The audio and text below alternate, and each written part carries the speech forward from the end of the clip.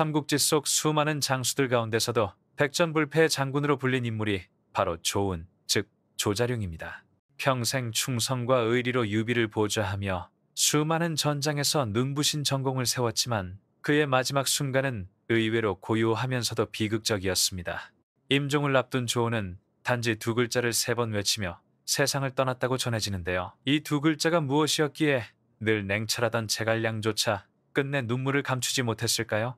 오늘 영상에서는 그 숨겨진 이야기와 조은의 마지막 외침에 담긴 의미를 깊이 들여다보겠습니다. 영상이 흥미로우셨다면 구독과 좋아요 꼭 부탁드립니다.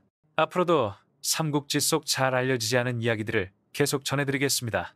서기 229년 한중의 저택에서 촉한의 명장 조은, 즉 조자룡은 마지막 숨을 거두었습니다. 그는 5호 장군 가운데 한 사람으로 이름만으로도 천하를 울릴 만큼 위대한 장수였지요. 그런데 세상을 떠나기 직전 그는 후세의 길이 남을 행동을 남겼습니다. 바로 단 두 글자를 세 번이나 크게 외친 것입니다. 그 두 글자는 북벌, 북벌, 북벌이었습니다. 조은이 남긴 이 두 글자는 충성과 의리의 절규였고 제갈량의 가슴을 깊이 찌르는 비수와도 같았습니다. 제갈량은 그 말을 떠올릴 때마다 끝없는 슬픔 속에 눈물을 감추지 못했다고 전해집니다. 그렇다면 북벌이라는 말은 단순히 위나라를 공격해 한시를 부흥시키겠다는 전략이었을까요? 아니면 시대가 저물어가는 순간에도 꺾이지 않은 마지막 염원이었을까요? 혹은 제갈량에게 전하는 책망이었을까요? 아니면 조은 자신의 미완의 꿈에 대한 한탄이었을까요? 한평생 북벌의 모든 것을 바친 제갈량은 그 두 글자를 듣고 스스로를 돌아보며 깊은 자책에 빠질 수밖에 없었습니다. 그는 단지 한 명의 장수를 잃은 것이 아니라 뜻을 함께한 벗이자 전장의 동지가 사라진 것이었습니다. 조은의 죽음은 단지 제갈량의 개인적인 슬픔을 넘어 촉한의 기둥과 같았던 오호 장군 시대의 종말을 의미했습니다. 당시 촉한은 북쪽의 강대한 위나라와 동쪽의 야심찬 오나라, 그리고 유선의 무능으로 점점 기울어가는 조정 속에서 사방이 위기에 처해 있었습니다. 그 속에서 울려 퍼진 북벌 두 글자는 단순한 유언이 아니라 이상을 잊지 말라는 경고의 종소리였던 것입니다. 과연 제갈량은 조은이 마지막 순간에 남긴 그 꿈을 이룰 수 있었을까요? 촉하는 폭풍 같은 역경을 넘어 한시를 부흥시킬 수 있었을까요? 아니면 역사의 어둠 속으로 사라지고 말았을까요? 북벌이라는 두 글자는 결국 삼국시대의 충의와 이상, 그리고 끝내 이루지 못한 꿈을 상징하는 비극적인 이야기로 남았습니다. 오늘 영상에서 우리는 그 비밀과 의미를 함께 풀어가 보겠습니다. 조은 자는 자령은 삼국시대 촉한을 대표하는 명장이자 5호 대장 가운데 한 사람으로 꼽힙니다. 하북성 상산 진정 출신인 그는 어려서부터 무예와 충의심으로 이름을 떨쳤습니다. 조은은 아주 이른 시기부터 유비를 따르며 촉한의 초창기를 함께했고 떠돌이 시절부터 나라를 세우기까지 수많은 난관을 함께 극복했습니다. 그는 단순한 무장이 아니라 충의, 용맹, 그리고 날카로운 전략적 통찰을 상징하는 존재였습니다. 조은의 가장 유명한 전공 중 하나는 208년 당양전투였습니다. 그는 홀로 수천의 조조군 진영을 돌파하며 유비의 아들 유선을 구해냈습니다. 아기를 품에 안고 장창을 휘두르며 적진을 헤쳐나가는 조은의 모습은 충성과 용기의 상징으로 남았습니다. 이 전투는 그의 뛰어난 무예뿐 아니라 주군을 위해 기꺼이 목숨을 바치는 충절을 보여주었습니다. 그 외에도 조은은 여러 차례 대규모 전투에 참여하여 촉한을 위나라와 오나라의 압박으로부터 지켜냈습니다. 그는 거의 패배가 없었던 장수로 침착한 지휘력, 날카로운 전략적 판단, 그리고 제갈량과의 긴밀한 협력 덕분에 늘 안정된 성과를 거둘 수 있었습니다. 무예뿐 아니라 정치적 통찰에서도 조은은 두각을 나타냈습니다. 그는 관우의 죽음을 빌미로 오나라를 공격하자는 유비의 계획을 만류하며 이는 촉한을 더욱 약화시킬 뿐이라고 충언했습니다. 또한 장수들이 과도한 포상을 요구하지 않도록 막으며 백성들의 안정을 우선시해야 한다고 주장했습니다. 그의 강직하고 차분한 성품, 그리고 오직 나라를 위하는 태도는 군사와 백성 모두에게 깊은 존경을 받게 했습니다. 조은은 조정 안에서도 다른 문신들이 감히 말하지 못하는 직언을 서슴지 않았고 국가 전략과 관련된 문제라면 더욱 그랬습니다. 그는 단순한 장수가 아니라 충의와 고결한 이상을 상징하는 인물이었습니다. 229년 그의 죽음은 촉한의 큰 손실이었을 뿐 아니라 5호 대장 시대의 종말을 의미하기도 했습니다. 임종 직전 조은이 세 번 외친 북벌이라는 두 글자는 단순한 유언이 아니라 촉한과 제갈량에게 남긴 마지막 염원이었습니다. 제갈량과 조은의 관계는 같은 이상을 향한 동지애를 잘 보여줍니다. 조은은 제갈량의 군사적 오른팔이자 누구보다 솔직하게 마음을 나눌 수 있는 존재였습니다. 그런 특별한 신뢰와 존중이 있었기에 조은의 죽음은 제갈량에게 평생 지울 수 없는 아픔이 되었습니다. 그의 북벌이라는 외침은 한실 부흥의 이상을 잊지 말라는 당부였을 뿐 아니라 제갈량 스스로에게 남은 평생의 과제로 남게 되었습니다. 조은의 생애와 업적, 초기 시절과 촉한 인문 조은은 어린 시절부터 무예에 뛰어나고 강직한 성품으로 이름을 날렸습니다. 그는 지역 무사들에게 무술을 배우며 빠르게 성장했고 기마술, 궁술, 창술에 능통한 청년으로 자리 잡았습니다. 그러나 조은이 가진 힘은 단순한 체력에만 있지 않았습니다.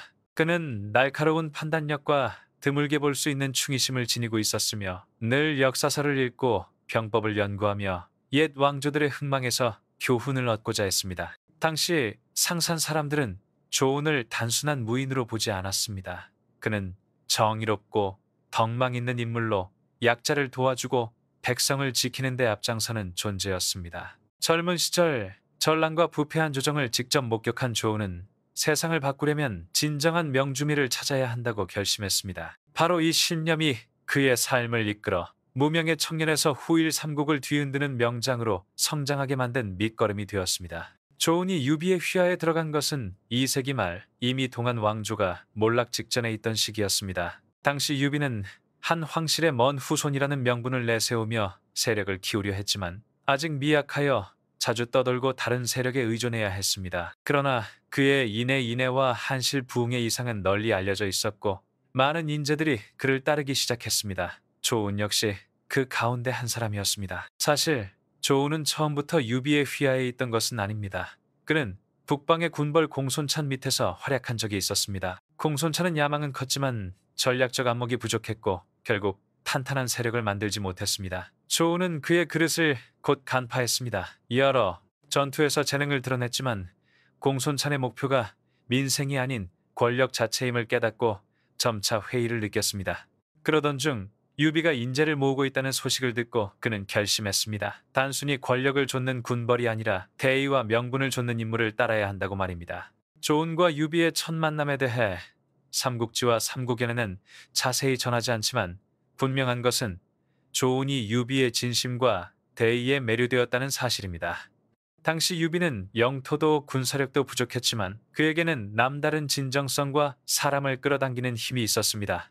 조은은 그 속에서 자신이 평생을 바칠 만한 이상과 충의를 발견했고 결국 유비를 따르기로 결심합니다. 그는 촉한의 초기 무장 가운데 핵심으로 자리 잡으며 이후 삼국사의 무대에서 빼놓을 수 없는 인물이 됩니다. 유비를 따르던 초창기 조은은 끊임없는 시련에 맞닥뜨려야 했습니다.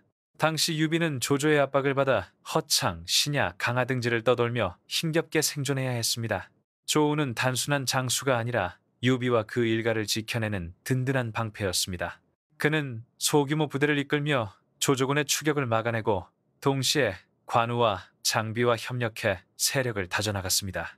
특히 전투 상황에서도 침착함을 잃지 않고 전략적 판단을 내려 병사들을 이끄는 모습은 주변 사람들에게 깊은 인상을 남겼습니다.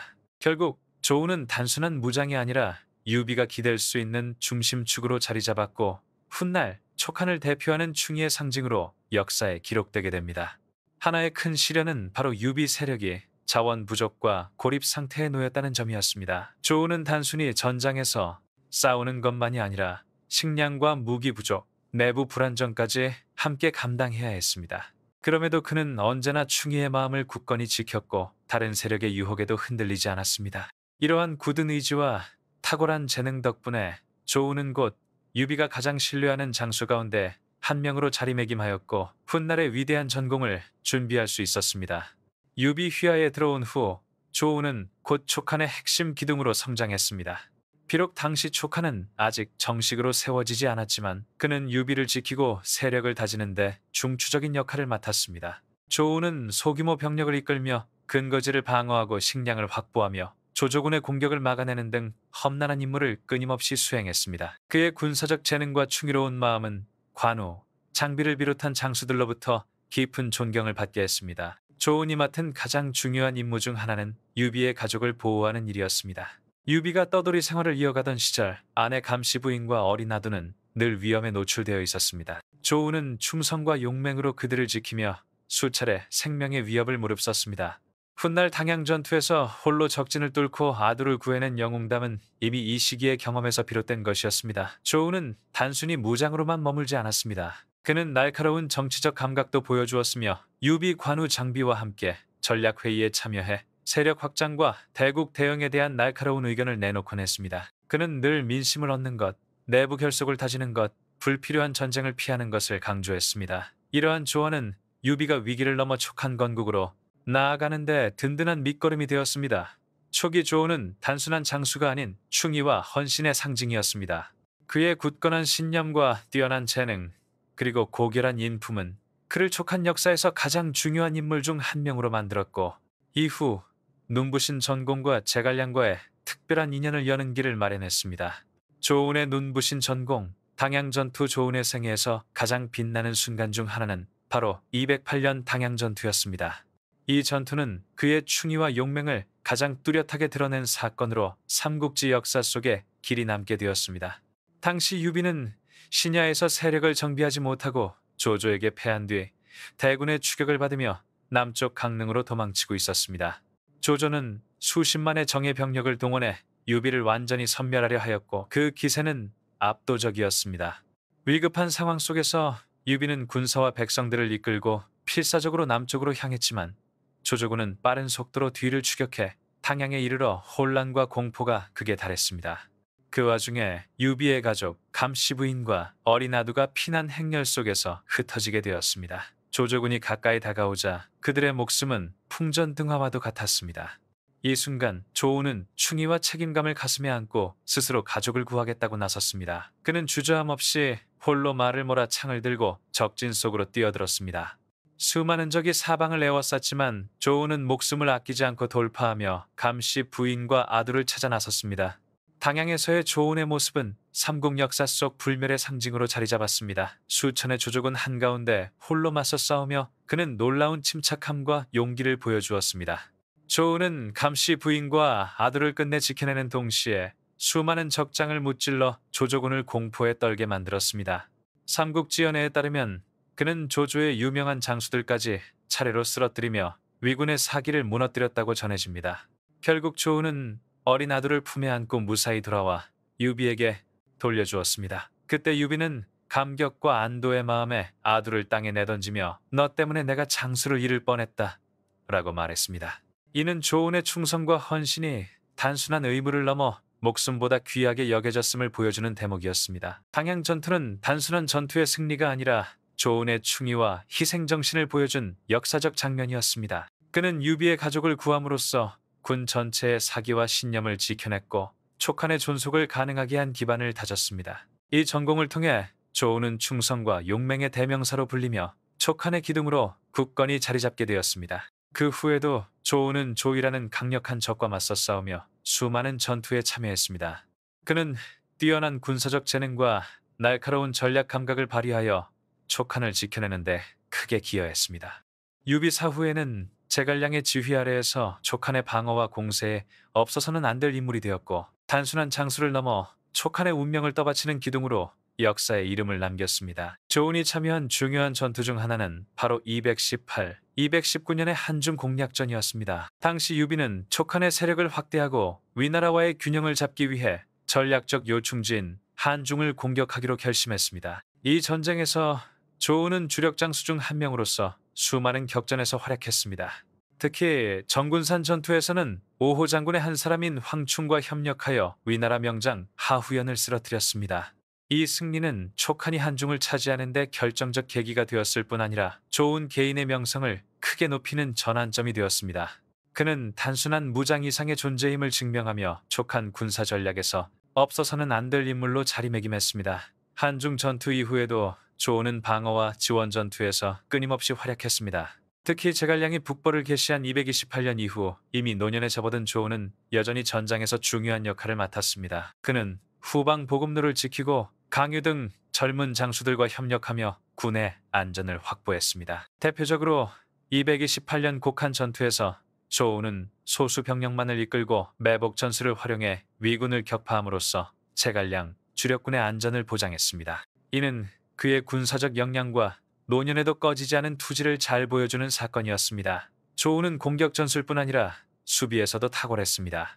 그는 종종 성도와 위나라 국경 방어선을 지키는 중책을 맡았는데 치밀한 군 조직과 날카로운 전략 감각으로 적이 깊숙이 침입하는 것을 거의 허용하지 않았습니다. 이러한 공적 덕분에 촉하는 불안정한 시대에도 비교적 안정을 유지할 수 있었고 백성과 병사들 모두가 조운을 신뢰하게 되었습니다. 조운의 지휘 스타일은 그를 역사 속 특별한 장수로 만든 핵심 요인이었습니다. 관우가 자존심 강하고 장비가 다혈질로 급한 성격을 보였다면 조운은 언제나 침착함과 날카로운 전략적 사고를 잃지 않았습니다. 그는 상황을 분석하고 적의 의도를 예측해 정확한 결정을 내리는 능력으로 거의 패배를 모르는 장수였습니다. 무엇보다 조우는 군사와 백성의 안전을 최우선으로 삼았습니다. 무모한 공격을 하지 않았고 언제나 피해를 최소화하려는 태도를 유지했습니다. 당양 전투에서 아두를 구해낸 일뿐 아니라 수많은 백성을 보호한 사실은 그의 지도 철학을 잘 보여줍니다.